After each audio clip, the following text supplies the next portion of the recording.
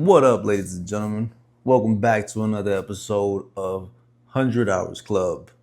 And I hope whenever this reaches you, you are in the best of health and you are continuing to chase everything you want, keeping positivity around, and kind of staying away from the negative. I know I kind of I've been away. Not that I had to step away, but I just got life. Life, and this is something that I necessarily do for myself. So I just got to step it up. When it all comes down to it, I just really, really, really got to step it up. But yes, ladies and gentlemen, if let's just jump right into this. But on this episode is just last weekend, Jay-Z performed 3 sold out shows at Yankee Stadium. And everybody that attended said that this was pure hip hop and pure culture at its finest. And for someone that saw the progress and saw the process, like, man, it made me feel good. And I just turned 40, so I'm an old head. I'm at that age of what they call unk. So for me, I felt very good about the culture and what Jay-Z has done for the culture and what he has represented, like what he has represented for the culture.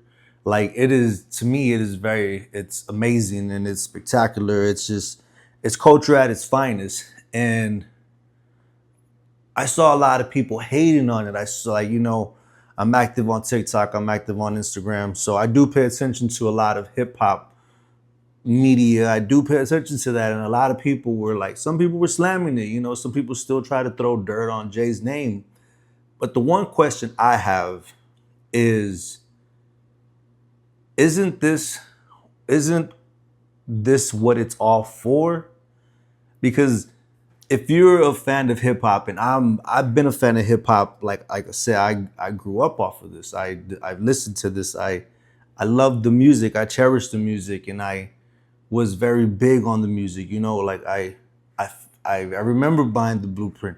I remember even listening to Life and Time, Volume One. Like, I remember that. I remember when Hard Not Life came out. Volume Two came out. I remember when Volume Three came out, The Life and Time of Sean Carter. Like, I remember specifically when these albums dropped, and to see what this person has done as not only a rap artist but as a businessman, and to see that there's still people that he came into the game with, and people link, like, back in the day, we grew up seeing people together and thinking that, they were going to be together forever. It's just like with Lil Wayne and Birdman, you thought these people were going to be linked up together. So back in the day, when you saw Dame Dash and you saw Biggs and you saw Jay and you saw Memphis Bleak, Beanie Siegel,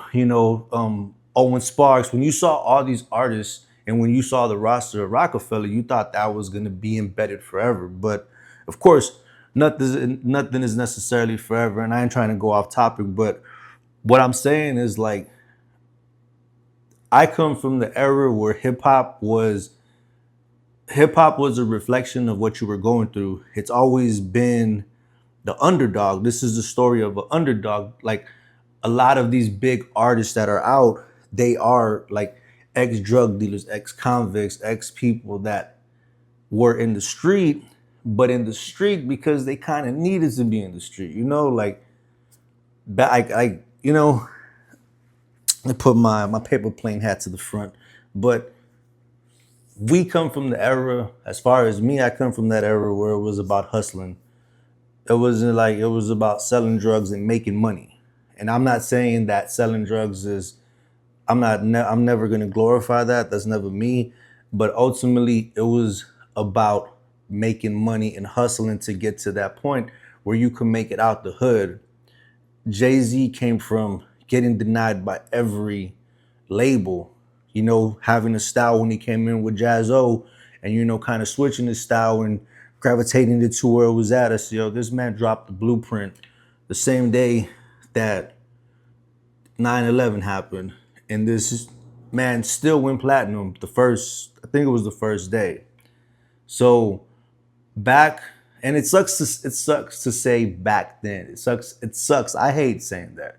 But back then, record sales meant something. Record sales really meant that you were doing something. People were physically going out, getting in a bus, getting in a car, whatever it was, to go buy your album and be there and show up for your album.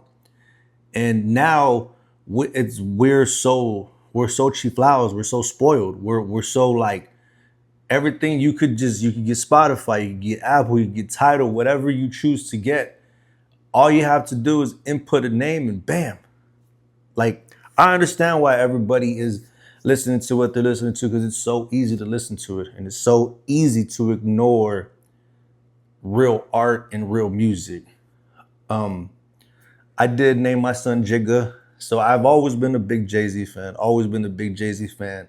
And I've understood and I've heard millionaires say that, you know, to be a millionaire, to be a billionaire, you have to be like rough and rugged and, you know, you can't really have a lot of friends. And as far as the people that Jay-Z has cut out, you know, one being Dame Dash, but I think a lot of us now see why Jay-Z cut Dame Dash out. But like I said, man, from the albums that he dropped, from Reasonable Doubt to, like I said, In My Lifetime Volume 1, Hard Not Life Volume 2, um, The Life and Time of Sean Carter Volume 3, to The Dynasty, to the Unplugged album, to every album that Jay-Z has dropped, American Gangster, Kingdom Come, the Black Album, Blueprint 1, Blueprint 2, Blueprint 2.1, like everything that he has dropped, you know, Magnum Carter, 444, like you can never deny what he started with, and that was Reasonable Doubt. And Reasonable Doubt was a very impactful album. And, you know, I'm a Jay-Z fan, so I enjoyed everything going on. It sucks that I couldn't have been there, but, you know, I enjoyed it from where I was at. And I guess like people would say, like, you know, you could be a Jay-Z fan and not show up, you know what I mean? But I don't think to on this part, it sucks because you never know when Jay-Z is not going to perform. And to be fair, I have seen Jay-Z 3 times. Back in the day in San Antonio, we had summer jams, and I remember him and JD were the main act. And I remember seeing them for a little bit because me and my cousin had to take off. Shout out to my cousin Johnny. And I remember my sister had bought me Christmas tickets. My Christmas present was like a Jay-Z concert, and I believe that was Magnum Carter. I think that Magnum Carter had just dropped, and I saw him at ACL. I think it was the last time he performed at ACL. Me and my cousin were out there, so I have seen Jay-Z perform 3 times. I think that is pretty cool to see an artist that you grew up watching and seeing the success, and that's why I sit back and I ask, like, what was all this for? Like, what was hip hop created for if it wasn't to make it from the bottom to go to the top?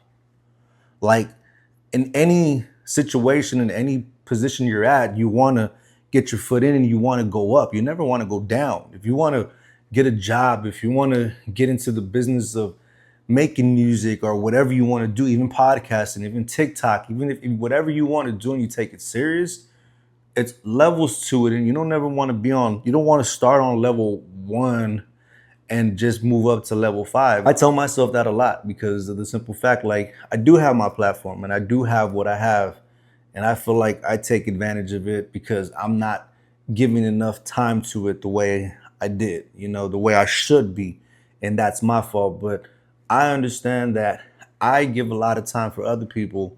I have to be able to have time for myself and for the things that I want to do. And now I'm at the point where, like, I'm gonna do it and I have to do it. And like I said, seeing seeing this be the 30th anniversary of Reasonable Doubt, and then also it being the 25th anniversary of The Blueprint, it's like, boom. I remember listening to The Blueprint repeatedly.